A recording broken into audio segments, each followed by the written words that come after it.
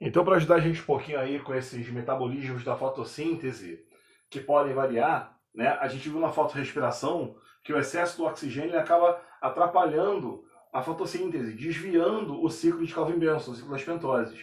Só que existem plantas que conseguem fugir desse processo.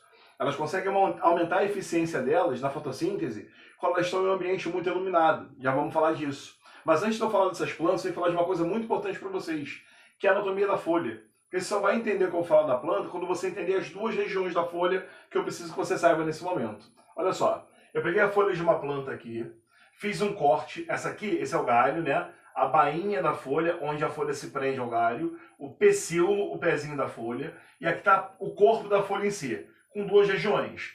A parte vermelha chama-se nervura, é por onde passam os vasos condutores de seiva, xilema e floema, e essa parte entre o vermelho ou entre o vermelho e verde se chama limbo. No limbo estão os tecidos vegetais fotossintetizantes, preferencialmente. Legal? Então imagina que eu cortei uma folha, ó, a folha está assim para vocês. Eu tenho cortado elas e colocado nessa posição. Então você está pegando uma folha cortada, mas com essa vista aqui, uma vista frontal da folha, você olhando de frente para ela. Tá legal? Então é isso que vocês estão vendo a folha aqui. A folha cresceria para trás, só para você entender. As folhas possuem duas camadas de revestimento. Essas camadas são formadas por células finas, para permitir que a luz passe. Ela se chama epiderme. Então as folhas têm uma epiderme superior e uma epiderme inferior.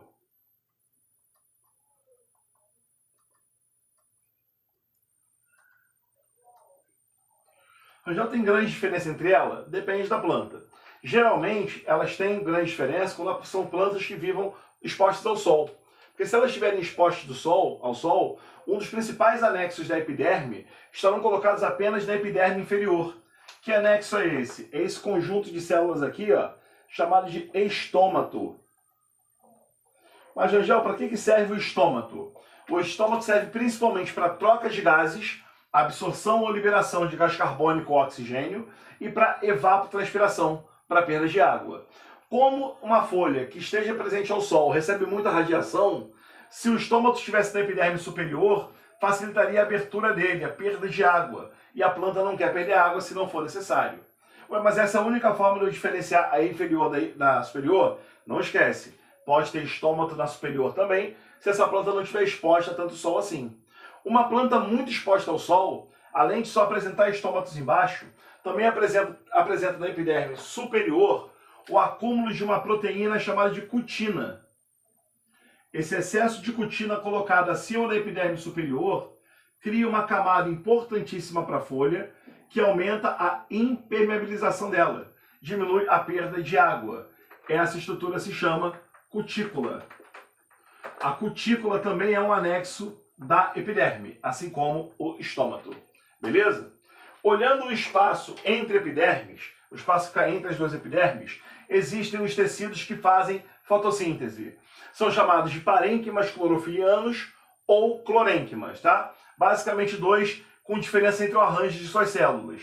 O primeiro parênquima clorofiliano tem células justapostas, células colocadas uma ao lado da outra. Esse parênquima é chamado de parênquima palissádico, com suas células juntas, fotossintetizante aí no meio. O segundo é o parênquima com as células espaçadas, e por elas terem espaços entre elas, esse parênquima é chamado de parênquima lacunoso, onde as lacunas são espaços que existem entre as células. Nesse espaço ficam os gases respiratórios, o vapor de água, que a planta vai perder ou trocar, caso seja necessário.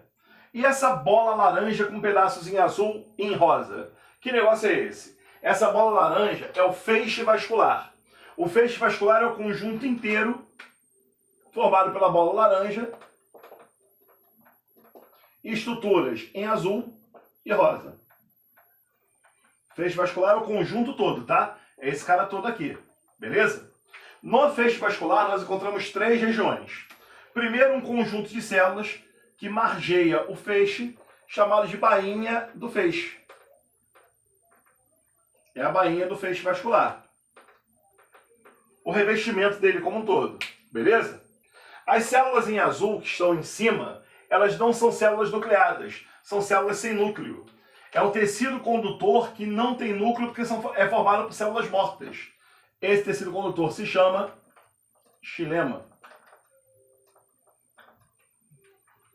Aqui embaixo está um outro tecido condutor vegetal, aí formado por células vivas. Por isso você encontra núcleos aqui nela. Esse cara é o floema.